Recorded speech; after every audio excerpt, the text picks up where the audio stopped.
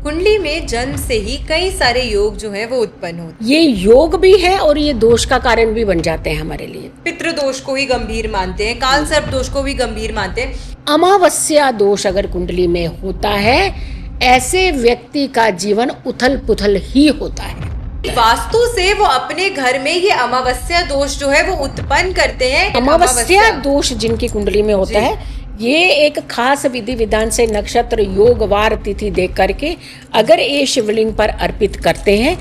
कुंडली में जन्म से ही कई सारे योग जो है वो उत्पन्न होते हैं और कई शुभ योग भी होते हैं, लेकिन इसमें कुछ ऐसे योग जो होते हैं वो आपके जीवन में परेशानी, संघर्ष का भी प्रतीक होते हैं।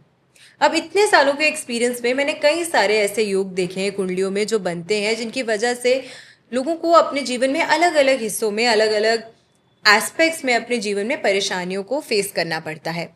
आज के इस पॉडकास्ट में हम आपको ऐसे ही कुंडलियों में बनने वाले कुछ इंपॉर्टेंट योगों के बारे में तो बताएंगे ही, लेकिन एक ऐसा योग आज के पॉडकास्ट में आपको खास करके बताने वाले हैं जिसके बारे में अक्सर लोग कम बात करते हैं, लेकिन मेरे अपने एक्सपीरियंस में और आचार्य जी के एक्सपीरियंस में हमने ये रियलाइज किया है और ये देखा है कि ये योग आपके जीवन में ढेर सारी जो समस्याएं हैं उसको उत्पन्न करता है।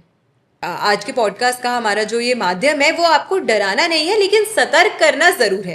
देखिए, awareness is always better, precaution is always better than cure.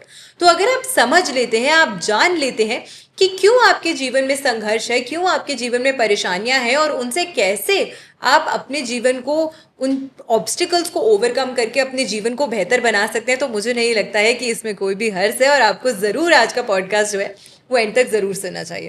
तो नमस्कार, मैं हूँ एस्ट्रो वास्तु एक्सपर्ट सावी सिंह। नमस्कार, मैं हूँ जीतू आचार्य और आप सभी का स्वागत है हमारे इस यूट्यूब चैनल पे।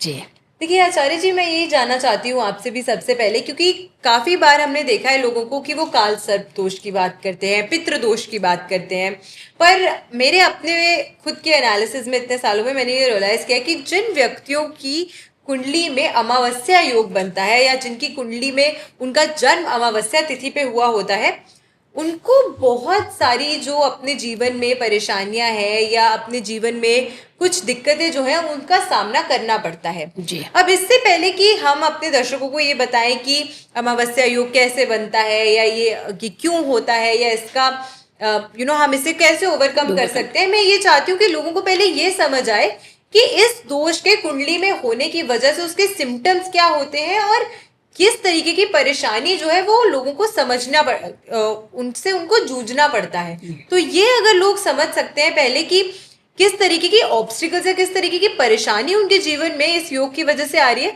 तो मुझे लगता है कि वो फिर और ज्यादा बेहतर तरीके से इस बात से कनेक्ट कर पाएंगे। बिल्कुल बिल्कुल, बहुत अच्छा आचार्य जी आपने ये पूछा है। और सबसे बड़ी बात इसने कि आपने योग भी बोला है और दोष भी बोला है।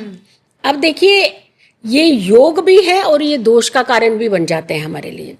जब ये योग इंडिविजुअली कहीं बन रहे होते हैं तो हमें सपोर्ट कर देते हैं, उन पे अच्छे ग्रहों का प्रभाव होता है तो हमें ये सपोर्ट कर देते हैं।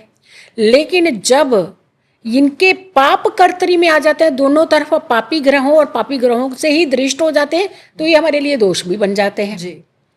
यहाँ सबसे बड़ा जो अभी तक आप कालसर्प दोष को ही मानते हैं या पितृ दोष को ही मानते हैं, लेकिन अमावस्या दोष अगर कुंडली में होता है, ऐसे व्यक्ति का जीवन उथल पुथल ही होता है। पहली तो बार बार घटनाओं के घेरे में ये व्यक्ति आएगा ही आएगा। जी। बड़ी घटनाएं भी हो जाती हैं, छोटी नहीं, छोटी छोटी तो इनको संकेत दे रही होती हैं। जब ये उन संकेतों को नहीं समझते हैं तो फिर एकदम विशाल घटना के घेरे में आ जाते हैं। तो ये दोष तो बहुत खतरनाक है। दूसरा, ऐसे व्यक्ति का जीवन जो होता है ये अप्स एंड डाउन में चलता है। ये कभी भी एक स्थिर जीवन को जी नहीं पाते हैं। आज अच्छे कल बुरे हो गए, आज ठीक कल बीमार हो गए, आज खुशनुमा जिंदगी जी रहे थे कल रोते हुए सामने नजर आएंगे। तो यानी इनका ये जो दिन और रात, ये दिन और रात से ही बन रहा है ये योग, यानी सूर्य और चंद्रमा से। जी। तो ये जब सूर्य और चंद्रमा की जैसा रहेगा, दोनों इकट्ठे रहेंगे, तो सोचिए उसका प्रभाव जीवन के अंदर ऐसा ही रहने वाला है। मूड स्विंग्स इनके बड़े होते हैं, हर चीज को नेगेटिव लेते हैं ये। आप इनको बोल करके देखिए, खास करके आपने अपने माताएं, खास करके पेरेंट्स, आप ये देखिएगा अपने बच्चों के अंदर, कुंडली के अंदर अगर के ये दोष है तो आप देखिएगा उनकी वो ऐसी ही हरकतें कर रहे होंगे आपके साथ, और बहुत नेगेटिव हो जाते हैं। कई बार तो इनकी हिंसक प्रवृत्ति तो होती है, लेकिन एक गलत कार्य करने की प्रवृत्ति इनकी हो जाती है। यानी पेरेंट्स ने नहीं सिखाया गलत काम करना, किसी स्कूल में शिक्षा नहीं मिली इस चीज की, तो फिर गलत कैसे हो गए? कौन सी संगति ने इनको गलत किया? बहुत सारे बच्चे आपस में रहते हैं, सारे तो गलत नहीं होते, उसमें से 2 ही बच्चे ऐसे क्यों गलत होते हैं? तो ये दोष अगर जिनकी कुंडली में होता है तो सारे दोषों से ऊपर कंसीडर करिए इसे, सबसे पहले इसका इलाज करिए, ताकि आप अपने जीवन को एक सुरक्षित रूपरेखा दे पाए। जी, बहुत अच्छी बात आपने कही आचार्य जी, क्योंकि अक्सर हमने भी सुना है कि लोग जो है वो पितृदोष को ही गंभीर मानते हैं, काल सर्प दोष को भी गंभीर मानते हैं। देखिए, वो दोष भी अपनी अपनी जगह गंभीर हैं, वो परेशानी लाते हैं, लेकिन अमावस्या दोष जो आपने बताया है, ये जो योग है, इसकी वजह से जीवन में इतनी दुर्घटनाएं, चाहे वो आर्थिक हो, चाहे वो वैवाहिक जीवन में हो, चाहे वो आपके स्वास्थ्य से संबंधित हो, तो हर तरीके से जो परेशानी है मुझे लगता है वो बनी ही रहती है। और कई बार मैंने ऐसा भी देखा है कुछ कुंडली एनालिसिस में, क्योंकि मैं वास्तु भी करती हूँ, तो मैंने देखा है कि कई बार लोगों को पता नहीं होता है कि वास्तु से दोष बन रहा कि वास्तु से वो अपने घर में ये अमावस्या दोष जो है वो उत्पन्न करते हैं, गलत प्लेसमेंट्स की वजह से या घर में गलत कंस्ट्रक्शंस की वजह से। तो कुंडली में दोष नहीं भी होता तो भी वास्तु से ये दोष बना लेते हैं। ये कैसे बनता है, कैसे किन चीजों से बनता है, क्योंकि ये चीज समझना जरूरी है। आप देखिए, अवेयर होने के लिए हम ये पॉडकास्ट आपको दे रहे हैं, और अगर आप इस चीज को नहीं समझेंगे तो फिर देखिए आप अवेयर नहीं हो पाएंगे तो ट्रीटमेंट नहीं ले पाएंगे। अब देखिए, बीमार है तो डॉक्टर के पास जाना पड़ेगा ना, तो डॉक्टर के पास जाइए, ट्रीटमेंट लीजिए, दवाई खाइए, समय पर खाइए, और इलाज तो होगा ही होगा। तो यही एक देखिए, हमारा ज्योतिष भी यही संकेत देता है कि आप सिस्टमेटिकली जब आप चलते हैं किसी चीज को, तो आप डेफिनेटली एक सुनहरे जीवन की कल्पना जो है वो कर सकते हैं। तो अगर हम वास्तु के हिसाब से देखते हैं तो क्या ये दोष कैसे बनता है, और क्या न्यूमरोलॉजी में भी अंकों से कोई ऐसा दोष बनता है क्या? तो ये चीज जरूर बताइएगा दर्शकों को। बिल्कुल। देखिए, सबसे पहले वास्तु की बात करते हैं, क्योंकि वास्तु में मैंने अक्सर देखा है कि ये दोष जो है ना चाहते हुए भी लोग अपने घर में बना लेते हैं, क्योंकि उन्हें पता नहीं है। हम ये नहीं कहते कि जानबूझ के, लेकिन अवेयरनेस नहीं है, इस वजह से भी होता है। सबसे पहले जब भी आप अपने घर के मेन डोर को देखते हैं, मेन डोर के राइट और लेफ्ट साइड में जो आपकी खिड़कियां होती हैं वो चंद्रमा और सूर्य का नेतृत्व करती हैं। ये बहुत कम लोगों को पता होगा। जब आपके मेन डोर से अंदर खड़े होके अगर आप अपने मुख्य द्वार को देखते हैं, वहां से अगर राइट साइड की जो खिड़की होती है उसका ग्रह जो नेतृत्व करता है वो सूर्य है, और वहीं अंदर खड़े होके अगर आपके घर के मेन गेट से लेफ्ट साइड की खिड़की है तो वो आपके घर में चंद्रमा की ऊर्जा जो है उसको बलवान करता है। अब अगर आपके घर के मेन डोर के साथ में राइट साइड पे खिड़की है और इस राइट साइड की खिड़की के सामने जल का कोई भी स्रोत है, यानी कि आपको कहीं से भी पानी दिखता है, झील दिखती है, नहर दिखता है। अब अगर आज के टाइम में आप कमर्शियल कॉम्प्लेक्सेस में रहते हैं तो हो सकता है कि आपको उस खिड़की से अपने कंपाउंड का कोई स्विमिंग पूल दिखता हो। इस तरीके की चीजें अगर आपको दिखती हैं तो ये चंद्रमा और सूर्य की युति कराता है, जो कि अमावस्या योग बनाता है। और राइट साइड की खिड़की जो होती है वो आपके घर में जो भी पहली संतान होती है या जो भी पहला अर्निंग मेंबर होता है उसके ऊपर इसका प्रभाव जो है वो प्रिडोमिनेंटली देखने को मिलता है। तो अमावस्या योग का जो एक प्रभाव होता है वो आपको अक्सर इस तरीके से भी देखने को मिलता है कि ऐसे व्यक्ति जो होंगे या घर में जो मेल मेंबर्स होते हैं वो अक्सर घर से बाहर ही आपको देखने को मिलेंगे। कोई भी कार्य कर रहे हैं, कुछ भी कर रहे हैं, उसके लिए घर से बाहर ज्यादा रहेंगे या ट्रैवलिंग पे दूर दूर ज्यादा रहेंगे। वहीं अगर आपके घर में लेफ्ट की दिशा में अगर आपकी खिड़की आती है और इस खिड़की के ऊपर डायरेक्ट सूर्य की किरणें पड़ती हो, सनलाइट अगर डायरेक्टली पड़ती हो, तो ये भी चंद्रमा और सूर्य की युति करा के अमावस्या योग बनाता है। ऐसे घर की महिलाएं हमेशा डोमिनेटिंग नेचर की होंगी, हमेशा दूसरों पे अपना दबदबा जो है बना के रखना पसंद करेंगी। इनकी इज्जत भी बहुत होगी, मान सम्मान भी होगा, लेकिन स्वभाव में इनकी नेचर जो है वो डोमिनेटिंग होगी। अक्सर कहते हैं कि नॉर्थ या फिर ईस्ट की जो दिशा होती है वहां पे अगर आप घर में ढलान देते हैं, स्लोप देते हैं, तो इसको एस्ट्रोलॉजिकली और वास्तु के अनुसार शुभ माना गया है। बट मैंने ऐसी चीज रियलाइज करी है कि नॉर्थ से नॉर्थ ईस्ट तक की जो दिशा होती है वहां पे जो स्लोप होती है वो ज्यादा उत्तम मानी जाती है। ईस्ट की दिशा में जब आप पे घर में ढलान आ जाती है तो ये भी सूर्य और चंद्रमा की युति को करता है, जो अगेन अमावस्या योग को उत्पन्न करता है। या फिर उस दिशा में अगर आपने स्विमिंग पूल बना रखा है, जल का कोई स्रोत रखा है ईस्ट की दिशा में, तो अगेन इस तरीके के योग जो है वो बन सकते हैं। तो ना चाहते हुए भी अननोइंगली आप अपने घर में इस तरीके के योग या दोष जो है वो उत्पन्न करते हैं। अब आपने ये पॉडकास्ट देख रहे हैं ना, तो सबसे पहले अपने मुख्य दरवाजे को जरूर देखिए, और स्विमिंग पूल कहाँ पे है, जो आजकल आपने बहुत ज्यादा एक शौक पाल लिया कि स्विमिंग पूल घर के अंदर होना चाहिए, कुछ चीजों की जगह बाहर ही होनी चाहिए। तो ऐसे में आपने ये नोट कर लीजिएगा। और अगर के बहुत अच्छे से डिटेल जानकारी, तो आप इन्हें संपर्क भी कर सकते हैं, ताकि आप बहुत अच्छे से आप अपने वास्तु की जो चीज़ें हैं उसे नोट करिए, ताकि हम अपनी जिंदगी को थोड़ा सा एक सुकून से भरा हुआ बना सकें। बिल्कुल बिल्कुल। क्योंकि अक्सर मैंने आचार्य जी ये भी देखा है कि लोग अब अमावस्या योग की तो बात बहुत करते हैं, लेकिन काल सर्प दोष के भी जब हम बात करते हैं ना, तो लोगों के मन में बड़े सारे सवाल होते हैं, बड़े क्वेश्चन होते हैं। आधे लोगों को तो पता ही नहीं होता काल सर्प दोष कब बन रहा है, कब नहीं बन रहा है, सही है नहीं है, क्या हो रहा है इसकी वजह से उनके जीवन में। कुछ लोग कहते हैं कि कुंडली में अगर राहु से केतु के एक्सिस में ग्रह बैठे तो काल सर्प दोष है, कुछ कहते हैं केतु से राहु के एक्सिस में बैठे तो है, कुछ लोग कहते हैं कि कुंडली के हाफ साइड में अगर ग्रह सारे आ जाए तो मुझे थोड़ा सा आप दर्शकों के लिए प्लीज इसको सिंप्लीफाई कीजिए कि जनरली बस उन्हें ये समझ आए कि कब उनकी कुंडली में ये जो काल सर्प दोष है वो बन रहा है और इसकी वजह से किस तरीके के जो परिणाम है उनको अपने जीवन में देखने को मिलते हैं। जी बिल्कुल ठीक बात। देखिए सबसे पहले तो हाँ, डेफिनेटली राहु से लेकर के केतु तक के एक्सिस में अगर ग्रह आ जाते हैं तो वो एक काल सर्प दोष बनाते हैं कुंडली में। लेकिन अब इन दोनों में एक डिफरेंशिएट करने की जरूरत है। मतलब राहु के आगे जब सारे ग्रह आ जाए, राहु के आगे, मुंह के आगे। अब देखिए राहु का मुंह है, डसने की प्रवृत्ति किसकी है? राहु की है। केतु उनका जो निचला हिस्सा है, उनके पास तो डसने की प्रवृत्ति नहीं है। तो यानी जो ग्रास ग्रहण कर लेगा जल्दी, नेगेटिव विष जो आपके ऊपर ज्यादा डालेगा, वो कौन सा पोर्शन हो गया? राहु का। जी। तो राहु की तरफ अगर ज्यादा ग्रह होते हैं और पूंछ केतु की तरफ अगर कम ग्रह होते हैं, तो ये बहुत खतरनाक जो होता है वो काल सर्प दोष माना जाता है। ये पीड़ादायक होता है। और उसमें से भी मान लीजिए अगर चंद्रमा ऊपर की तरफ आ गया, तो सोचिए ये व्यक्ति एकदम नेगेटिव प्रवृत्ति का हो जाएगा, एकदम नेगेटिव थॉट्स हो जाएगा, एक्सट्रीम नेगेटिव सोचेगा, हर चीज गलत अंदाज से देखेगा, हर किसी को गलत अंदाज से, किसी के ऊपर फेथ नहीं करेगा, मूड स्विंग्स इसके बहुत ज्यादा, हेल्थ इश्यूज इनके बहुत ज्यादा होंगे, और हर चीज जो गलत होती है उनकी तरफ इनका रुझान ज्यादा होगा। तो जब ऐसी प्रवृत्ति किसी की भी आ जाए, जैसे महिलाओं की आ जाए, तो सोचिए आप कैसा होगा, उस घर को तो तबाह कर देंगी ना। अगर पुरुषों की आ जाए तो वो घर क्या, वो सारा कुछ ही तबाह कर देंगे। तो यानी कहने का मतलब यह है कि ये प्रभाव तो गलत हो गया जी।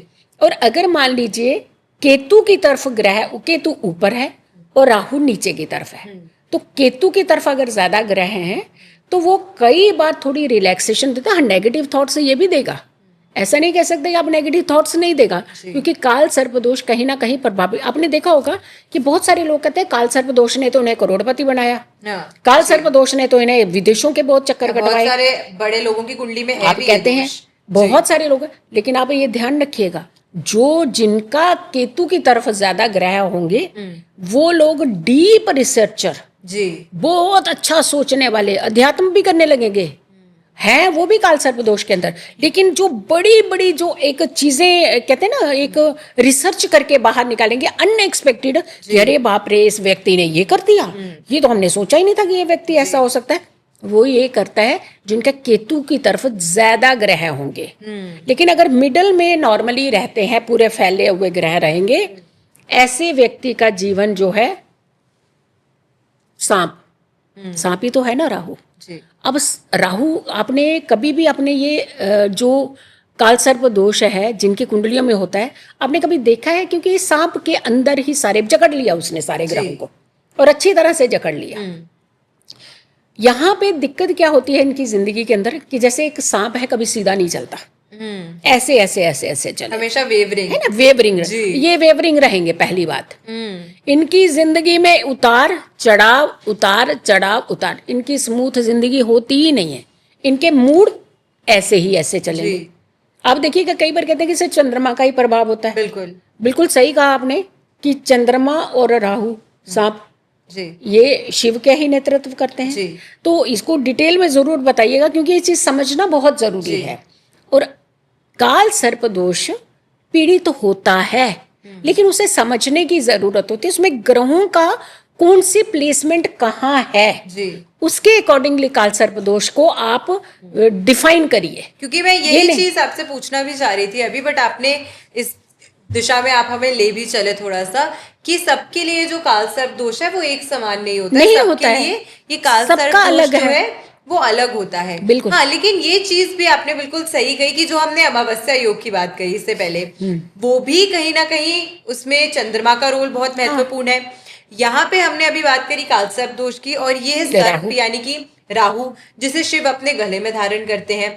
तो ऐसे में चंद्रमा जो उनके मस्तक पे है और साथ में सर्प जो उनके गले में कंठ पे है, उनके गले में है वासुकी जी, तो दोनों ही ग्रहों की ऊर्जा जो है उसका नेतृत्व कहीं ना कहीं भोलेनाथ शिव जी कर रहे हैं। शिव जी निर्धारित। तो ये भी एकदम सही बात है कि अगर कुंडली में अमावस्या दोष है या कुंडली में अगर काल सर्प दोष है, तो सबसे पहले तो अगर आप लोग कभी भी इस तरीके की परेशानी आ रही है तो इसका निवारण जो है वो किसी न किसी शिव के सिद्ध मंदिर में, जैसे त्र्यंबकेश्वर है या फिर उज्जैन है, नासिक है, यहाँ पे बहुत अच्छी विधि अनुसार जो पूजा है वो कराई जाती है ताकि इन दोषों की शांति जो है वो जरूर करी जाए। लेकिन एक चीज और बताएं जी, ये सावन में बड़ी अच्छी इनकी पूजाएं होती हैं। सावन में हो, महाशिवरात्रि पर हो। एक मैं आपको ये चीज बताती हूँ, ये एक चीज है, एक ऐसी माला है जो अमावस्या दोष वालों को बहुत राहत देती है। अच्छा, स्पेसिफिकली हाँ, उनके स्पेसिफिकली। वैसे तो काल सर्प दोष को भी शांत करती है ये, बट अमावस्या दोष जिनकी कुंडली में होता है, ये एक खास विधि विधान से नक्षत्र योग वार तिथि देख करके अगर ये शिवलिंग पर अर्पित करते हैं, नियमित तौर पर कहते हैं, वैसे तो कहते हैं कि 7 करनी चाहिए, 7 करनी चाहिए, बट कम से कम 2 तो इनको करनी ही चाहिए। अगर ऐसी आप विधियां करते हैं तो इससे फर्क बहुत पड़ता है। देखिए, कोई भी दोष जो होता है वो पीड़ा ही देता है जी। कोई भी योग जो होता है वो आपको हमेशा खुशी ही देता है। तो योग को दोष ना बनने दीजिए, बिल्कुल उसको दोष ना बने, वहीं रोक लीजिए इसको।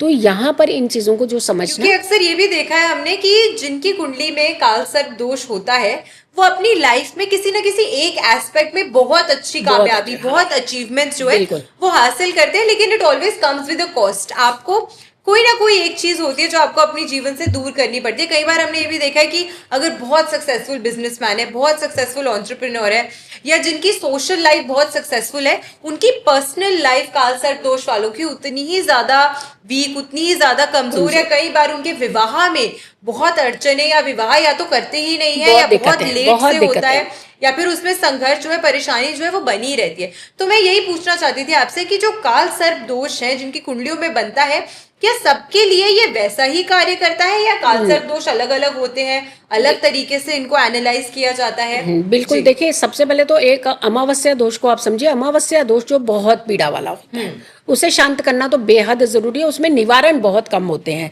उसके निवारण निकाले जाते हैं, निकालने पड़ते हैं। लेकिन अगर हम काल सर्प दोष की जैसे आपने बात की है, तो डेफिनेटली जैसे प्रथम भाव में काल सर्प दोष है, जिनका प्रथम भाव ज्यादा पीड़ित तो हो रहा है, प्रथम भाव को ही पीड़ा ज्यादा हो रही है, तो ऐसे लोगों की मानसिक चिंताएं ज्यादा होती हैं, ऐसे स्ट्रेस में ज्यादा रहते हैं, नेगेटिव ज्यादा होते हैं, सोचते ज्यादा है, हेल्थ इश्यूज इन्हें ज्यादा होने लगते हैं। अब द्वितीय भाव की तरफ चले जाइए तो आपके धन के ऊपर पीड़ा दे देंगे, यानी देनी इसने पीड़ा ही है, लेकिन रूप अलग बदल जाने हैं। अब तृतीय में आ जाए कि आपकी मेहनत का फल आपको देने नहीं लगे, भाई बहनों के साथ आपका तनाव बहुत ज्यादा होने लगे, जब यात्रा में जाएंगे तब खलल पड़ जाएगा, जब यात्रा में जाएंगे कोई ना कोई घटना घट जाएगी, तो ये इनके अंदर एक डर का भाव जो है वो होना शुरू हो जाता है। 4th हाउस में आ जाइए, आपकी सुख सुविधाओं को छीन लेगा, माता जी के साथ आपके रिलेशन बहुत खराब होने लगे, मात्र सुख से आपको वंचित कर देगा। 5th हाउस में चले जाइए, संतान योग नहीं बनाने देगा ये संतान योग। मतलब 12 प्रकार के ये काल सर्प दोष ये होते हैं। 12 प्रकार के काल सर्प दोष हैं, 12 भाव, और 12 भाव को ये जब डसता है एक एक करके, तो उसी तरीके का आप सप्तम में आ जाइए काल सर्प दोष। अब सप्तम का काल सर्प दोष देखिए, पति पत्नी कैसे हो जाएंगे आपको, ऐसे लगेंगे एक दूसरे को मार ही डालेंगे, रहेंगे नहीं एक साथ में। रहना भी चाहेंगे तो एक का फ्लोर नीचे एक का फ्लोर ऊपर, या फिर रहना भी चाहेंगे एक ने इतना डरा करके अपने पति को रखा होगा या एक ने अपने पत्नी को एक ऐसा डरा करके रखा होगा कि वो डर के साए में ही रहता होगा वो व्यक्ति या रहती होगी वो व्यक्ति। तो यानी कहने का मतलब है ये काल सर्प दोष होता कहाँ अच्छा, वो कहीं कई जगहों पे होता है, उसका एक रेयर कॉम्बिनेशन होता है जिसे हमें समझना जरूरी है, बाकियों में निवारण ही जरूरी है। आप निवारण ही करिए। तो आपके अकॉर्डिंगली अगर काल सर्प दोष किसी की कुंडली में बनता है और क्या घर के अंदर कुछ ऐसी अवस्थाएं होती हैं जिससे ये दोष उत्पन्न होता है? जी। दूसरा, क्या यंगस्टर जो यंग बच्चे हैं जो अब भटकाव की तरफ, राहु भटका देता है, केतु नेगेटिव कर देता है, तो क्या इन यंगस्टर्स के लिए आप कुछ एक खास चीज बताएंगे कि हमें कहाँ इन्हें संभलना चाहिए? हाँ, डेफिनेटली कुंडली तो देखनी पड़ेगी, बिना देखे तो आप नहीं बता सकते कि किसको दोष है किसको योग है, तो ये तो समझना जरूरी है। लेकिन इन चीजों से कैसे हम अवेयर होकर के ये चीजें कर सकते हैं? जी बिल्कुल, बहुत अच्छा आपने प्रश्न पूछा, क्योंकि जैसे अमावस्या योग जो है वो कुंडली में उत्पन्न हो जाता है या फिर वो वास्तु अनुसार बनता है।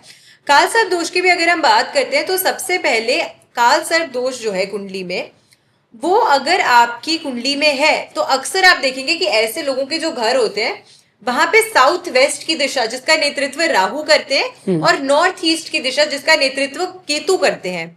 इन दोनों में व्यक्ति ना चाहते हुए भी ऐसे कार्य करेंगे जो कि एस्ट्रोलॉजिकली या ग्रहों की ऊर्जा को आदान प्रदान करते हैं। यानी कि आपके घर में राहु जो है वो टॉयलेट का हिस्सा है, तो जिनके घर में नॉर्थ ईस्ट केतु की दिशा में जिनके घर में टॉयलेट बना होता है, राहु का कार्य जिनकी घर में ईस्ट या फिर नॉर्थ ईस्ट की दिशा में होने लग जाए, ये कहीं ना कहीं काल सर्प दोष के जो योग है उसको उत्पन्न करता है।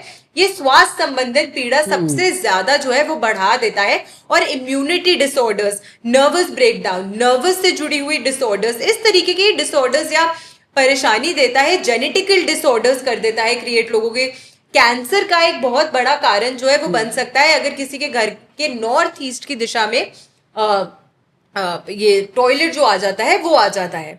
दूसरी चीज, अगर साउथ वेस्ट की दिशा में व्यक्ति जो है वो या तो मंदिर बना ले या ऐसे कार्य करने लग जाए साउथ वेस्ट की दिशा में जो सात्विक भाव के होते हैं, वहां बैठ के पूजा पाठ करने लग जाए, इस तरीके की भी ना चाहते हुए प्रवृत्ति की वजह से या आपकी कार्य करने की कनेक्शंस की वजह से आप अपने घर में वास्तु दोष जो है वो उत्पन्न करने लग जाते हैं। और साउथ वेस्ट एक्चुअली एक बहुत नाजुक दिशा है।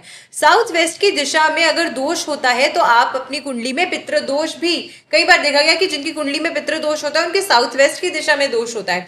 जिनकी कुंडली में काल सर्प दोष होता है उनके साउथ वेस्ट और नॉर्थ ईस्ट की जो एक्सिस होती है दिशा, उसमें कई सारी जो प्रभाव है या कई सारे उस लाइन में, उस एक्सिस में आपके घर में वास्तु में दोष जो है वो होते हैं। तो इस तरीके के दोष जो है ना चाहते हुए लोग अपने घर में बना लेते हैं, जिन्हें पता नहीं होता। ब्रह्म स्थान को पीड़ित कर लेते हैं, नॉर्थ ईस्ट में गलत कंस्ट्रक्शन, साउथ वेस्ट में गलत कंस्ट्रक्शन। तो ऐसे अलग अलग स्थानों पे अलग अलग कंस्ट्रक्शन डिफॉल्ट होने की वजह से आप इस तरीके के योग जो है वो आप अपने घर में खुद ही क्रिएट कर लेते हैं, ना चाहते हुए भी क्रिएट कर लेते हैं। और दो राहु साथ लेकर के चलते हैं, जैसे एक तो बाथरूम हो गया आपने कहा, और दूसरा वो मोबाइल लेकर के घुस जाते हैं बाथरूम में। तो ये जो लोग दो राहु साथ में लेकर के चलते हैं तो इनकी जिंदगी कैसे होती है, कैसे क्या करना चाहिए? उथल पुथल वाली होती है इनकी जिंदगी। देखिए, बिल्कुल राहु तब तक ही अच्छा है जब तक वो आपके जीवन में आपको सपोर्ट कर रहा है। आपको इंस्टेंट फेम, इंस्टेंट मनी, आपको कुछ भी इंस्टेंट चाहिए अपने जीवन में, कुछ भी इंस्टेंटली आप चाहते हैं मैजिक हो जाए आपकी लाइफ में, वो राहु है। मैजिक करा देगा आपकी जिंदगी में, एकदम से आपको वायरल करा देगा, आपको पैसे दिला देगा, आप फेमस हो जाओगे, आपको लोग जानने लग जाएंगे, आपकी जिंदगी 180 डिग्री बदल जाएगी। लेकिन जब यही राहु पीड़ित हो जाता है तो लोग तो आपको जानेंगे लेकिन गलत कामों के लिए जानेंगे। लोग आपकी बात तो करेंगे लेकिन गलत, आपके लिए कोई पॉजिटिव बोलने के बजाय हर कोई आपके लिए अगेंस्ट नेगेटिव बोलेगा। अगर आपके जेब में पहले 1000 रुपए रहते थे, आज ऐसी नौबत आ जाएगी कि 10 रुपए भी मांगने के मोहताज हो गए। तो राहु एक एक्सट्रीम प्लैनेट है, जो भी करता है एकदम एक्सट्रीम करता है। अच्छा करेगा तो बहुत अच्छा कर देगा, बुरा करेगा। ये रंग से राजा और राजा से रंक बनाने की ताकत जो है वो दो ही ग्रहों में है आजकल, वो है शनि और राहु। और राहु भी उसमें क्योंकि सिर्फ बुद्धि का हिस्सा है, सर्प है, सांप है, हमेशा डसने को तैयार बैठा है, तो इसी कारण से राहु की जो प्रवृत्ति होती है वो ज्यादा एकदम से किसी न किसी चीज को ग्रास्प करने वाली प्रवृत्ति जो है वो ज्यादा होती है। लेकिन मुझे लगता है कि आज के पॉडकास्ट के माध्यम से स्पेसिफिकली लोगों के मन में इससे जुड़ी हुई जो भी क्वेश्चंस थी, जो भी शंकाएं थी, जो भी उनके प्रश्न थे कि क्या हम सिर्फ कुंडली को ही एनालाइज कर सकते हैं अपने दोषों को समझने के लिए, या वास्तु का भी उसमें कोई रोल है, या कौन सा जो एक योग है वो सबसे ज्यादा गंभीर है, सबसे ज्यादा पीड़ा देने वाला है। तो मुझे लगता है कि आज के वीडियो के माध्यम से, आज के पॉडकास्ट के माध्यम से ये जो प्रश्न है वो लोगों के मन से कहीं ना कहीं कम हो गए होंगे। बिल्कुल बिल्कुल। देखिए, सबसे बड़ी बात है कि संकेतों से ही समझ जाइए। संकेत तो दिखा रहे हैं ना, कुंडली तो चलो आप दिखाएंगे बाद में, पहले संकेत से समझ जाइए कि आपकी कुंडली में कुछ तो अलग है, कुछ तो गड़बड़ है, कहीं तो प्रॉब्लम चल रही है, जो आपकी जो जिंदगी है उथल पुथल अस्त व्यस्त हो रही है। क्यों आप समय पर सोना नहीं चाहते हैं, क्यों आप रातों को बाहर रह जाना चाहते हैं, क्यों आप नशे की सेवन की तरफ बढ़ते हैं, क्यों आप नेगेटिव होते जाते हैं, क्यों आप नेगेटिव दोस्ती ही पसंद करते हैं, क्यों आपको वो लोग पसंद आते हैं जो गलत बातें करते हैं। तो कुछ तो गलत हो रहा है ना, तो ये तो संकेत है। अब संकेत के बाद में तो इमीडिएट कुंडली पे जाइए आप। कुंडली दिखाना गलत नहीं है, डर नहीं है, कुंडली दिखाना वहम नहीं है। कुंडली दिखाना आपके लिए उतना इम्पोर्टेंट है जैसे हमें सुबह से लेकर रात तक अपने खाने के नियम बनाने हैं, जैसे समय पर सोना है, क्योंकि कुंडली ही आपकी जीवन की रूपरेखा को तय करती है। तो ऐसे में आप पहले प्रॉब्लम को समझिए, फिर उसके इलाज की तरफ बढ़िए। बिल्कुल, प्रॉब्लम को समझना, उसके प्रभाव को समझना और फिर सही से दवाई लेना, फिर सही से उसका निवारण करना बहुत ज्यादा जरूरी है। तो फिर से हम ऐसे ही अच्छे पॉडकास्ट के साथ वापसी आएंगे और अपना प्यार यूं ही हम तक पहुंचाते रहेगा। कमेंट सेक्शन में हमें जरूर बताइएगा कि अगले किस टॉपिक पे आप चाहते हैं कि हम लोग बात करें। आपकी अगर कोई क्वेरीज हैं, आप कुछ खास विशेष पूछना चाहते हैं, आप चाहते हैं कि इस बारे में भी हम बात करें, तो फिर से हम दोबारा लौट कर आएंगे इस पॉडकास्ट के साथ इसी चैनल पे। तब तक के लिए सभी को नमस्कार, हर हर महादेव। जरूर लिखिएगा कमेंट सेक्शन में।